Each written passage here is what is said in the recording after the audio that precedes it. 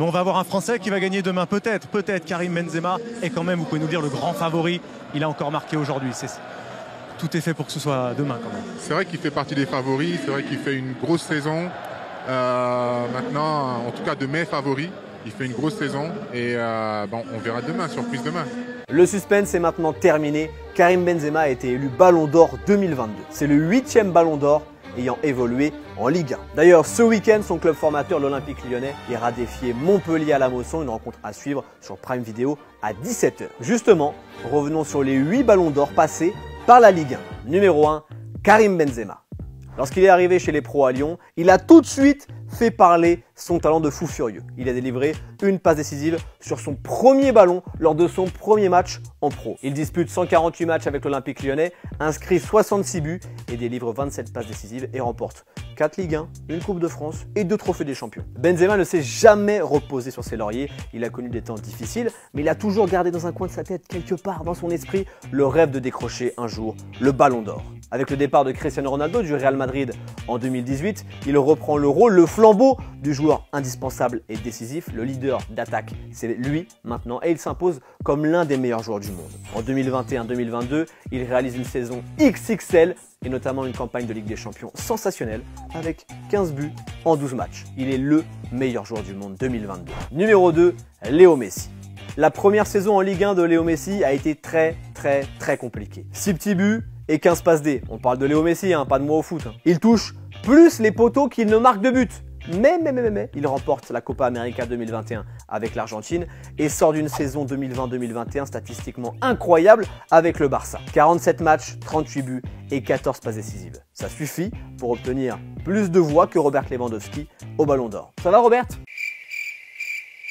Léo Messi, joueur du Paris Saint-Germain de Ligue 1, remporte son 7e Ballon d'Or. Mais ce n'est pas pour ses prestations parisiennes qu'il l'a eu. Numéro 3, Zinedine Zidane.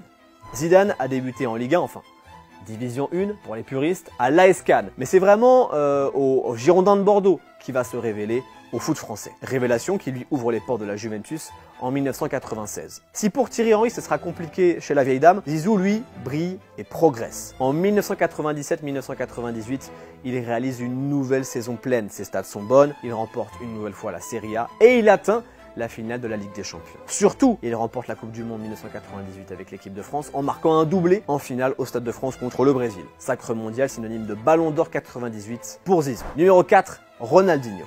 Formé et lancé en pro par le Grêmio Porto Alegre, Ronaldinho tape dans l'œil du PSG qui le signe en 2001. Sous les couleurs parisiennes, il montre toute l'étendue de son talent de footballeur, notamment lors des classiques contre Marseille, mais aussi de roi du dance floor. Oui, car Ronny c'était aussi un numéro 10 en boîte. En 2003, il signe au FC Barcelone et là-bas, il devient encore meilleur et remporte le Ballon d'Or 2005. Sur les 52 votants pour le Ballon d'Or, 48 l'ont placé sur le podium et 33 l'ont mis tout en haut de leur classement. Un plébiscite. Gagner la Liga et la Coupe des Confédérations avec le Brésil ont été 2 éléments centraux, importants de sa candidature, mais c'est surtout le génie de Ronny qui a entériné le classement du Ballon d'Or 2005. Numéro 5, Jean-Pierre Papin. Pour l'instant, j'en ai un, ils n'en ont pas.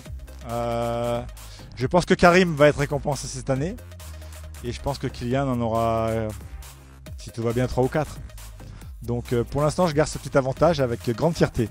Eh non JPP, tu l'as plus l'avantage, c'est fini tout ça. JPP, le grand attaquant de l'OM, le vrai, le meilleur. Il remporte le Ballon d'Or 1991 grâce à ses performances marseillaises. Il gagne son 3e championnat de France consécutif en 91, va en finale de la Ligue des Champions et finit meilleur buteur de Ligue 1, de Champions et de Coupe de France. En sachant que Papin, c'était un gars qui mettait des vraies reprises acrobatiques, pas un mec qui mettait des buts de raccro. En 92, il devient le plus gros transfert de l'histoire en signant au Milan AC contre 12 millions d'euros. 12 millions d'euros, plus gros transfert de l'histoire, comme dirait Kylian. Le football, il a changé. Mais le meilleur Papin, c'est bien à l'OM qu'on l'a vu, enfin, pas moi parce que j'avais moins 4 ans en 1991. Numéro 6, Georges Weah. Si Messi n'a pas gagné son Ballon d'Or grâce à ses prestations sous le maillot du PSG, c'est un peu pareil pour Weah. Il l'a remporté alors qu'il joue avec le Milan AC, mais c'est plus pour sa saison 94-95 avec le PSG qu'il a obtenu les faveurs du jury. En 94-95, Weah réalise le doublé Coupe de France, Coupe de la Ligue avec Paris. Mais surtout, il marque 8 fois en Ligue des Champions, dont un but sensationnel contre le Bayern Munich. C'est simple, si vous ne l'avez pas vu, après cette vidéo, vous allez le voir. À ce jour, il reste le seul et unique Africain élu Ballon d'Or. Numéro 7, Raymond Kopa.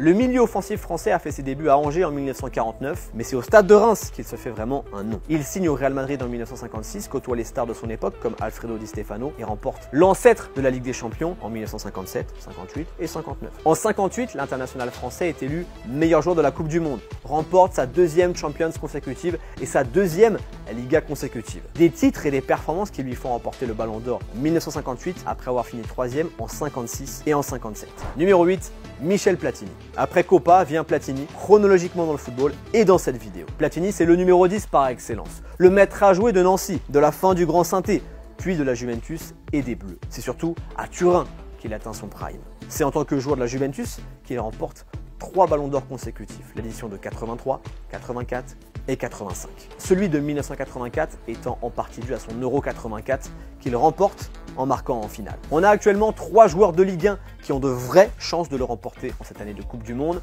Il y a Kylian Mbappé, Léo Messi et Neymar. S'ils remportent le mondial et continuent à remporter titre sur titre avec le PSG, ils ont une vraie carte à jouer en 2023. On a aussi de belles pépites en Ligue 1. Peut-être que certaines connaîtront une trajectoire à la Karim Benzema par exemple. Je pense à Amine Gouiri ou Désiré Doué de Rennes, Folarin Balogun de Reims ou encore Jonathan David de Lille. D'ailleurs, Jonathan David, vous pourrez le retrouver ce week-end avec un très alléchant Lille-Monaco ce dimanche à 20h45 sur Prime Video. Actuellement, quel joueur de Ligue 1 a le plus de chances de remporter le prochain Ballon d'Or selon vous?